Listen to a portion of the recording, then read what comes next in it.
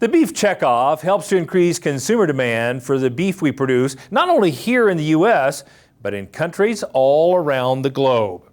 Here's a look at how the U.S. Meat Export Federation is working with culinary experts from other countries to showcase U.S. beef.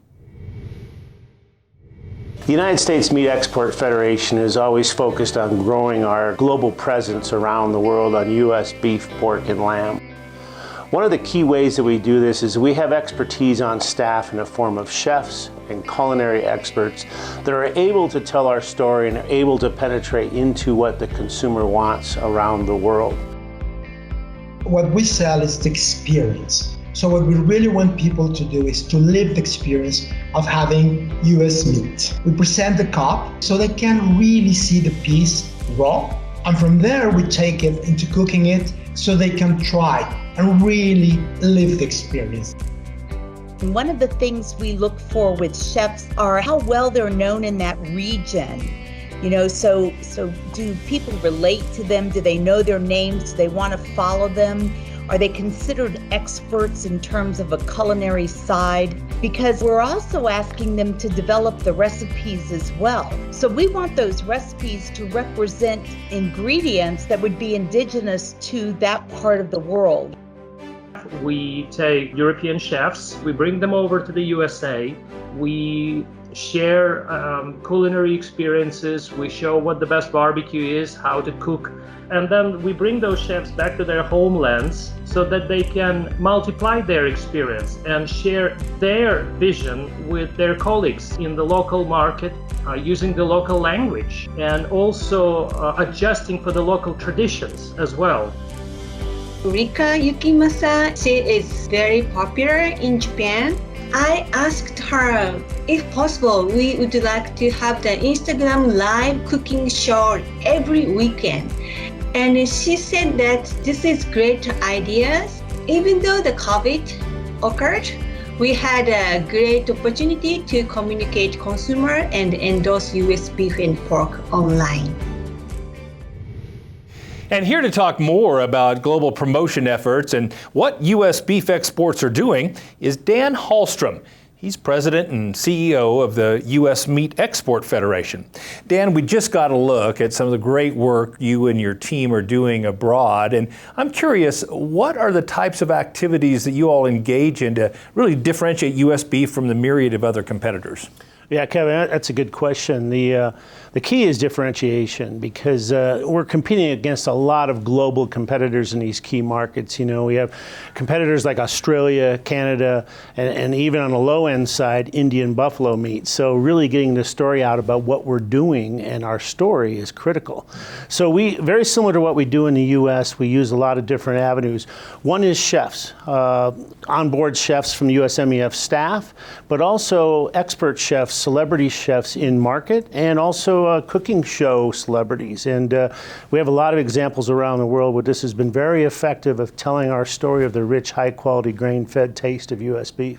Absolutely. It is a unique and differentiated product. And of course, COVID has made major changes both here and abroad in terms of how we market and distribute product. What are some of the changes you all have made to continue promoting U.S. beef during this period of COVID? Well, historically, the food service segment's been our bread and butter. And of course, that's changed entirely in the last year and a half. But what we've seen is a shift to some extent into the retail sector. And the retail sector, in essence, is booming, whether it's big box retail, regional retail, et cetera.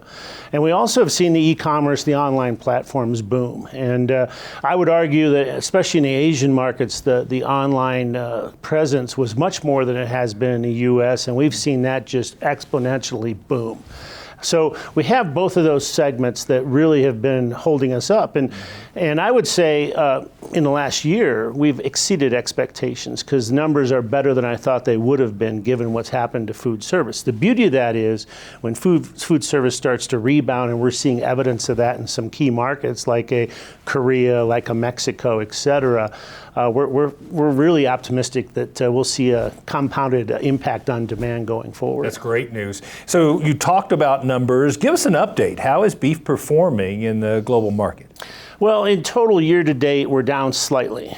but the muscle cut side is steady with a year ago. And the real problem has been the beef variety meats, and that's more of a lack of labor than anything else at the plant level. Really? They're not able to save everything that there's demand for. We're seeing that improve somewhat. But like I said, the real good news here is that the boxed, or I should say the muscle meat side has been very robust in many, many different markets around the world. So as you look ahead, what are some of the markets or the countries that you think hold the most promise for U.S. beef exports? Well, I think our estimate year to date for this year is to set a new record. Our estimate is 10% growth, which would be a new all-time record. But the beauty of it is it's robust growth again across many different markets. Probably the one that's gaining the most attention at the moment is China, direct business into China. We ended the year last year about 40,000 metric tons. Our estimate this year is 125,000 metric tons. Wow. And once again, the demand, that middle class and upper middle class demand for high quality grain-fed beef is booming. And the agreement that was implemented in March of last year has a lot to do with that, with more plants approved, less restrictive in terms of some of the requirements, and it's really worked out well. That's outstanding news and very encouraging for all of us in the beef industry. So I'm curious, I know you have a number of people who actually live in these markets. You've got boots on the ground all over the country that are keeping their fingers on the pulse and really managing so many of these influencing efforts.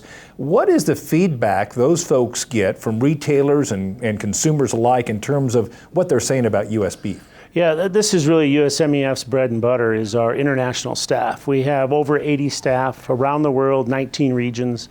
And thank God they were there, because during COVID, with international travel restricted, these folks never missed a beat. They were on the ground through Teams and Zoom and all these other things. We're able to communicate effectively.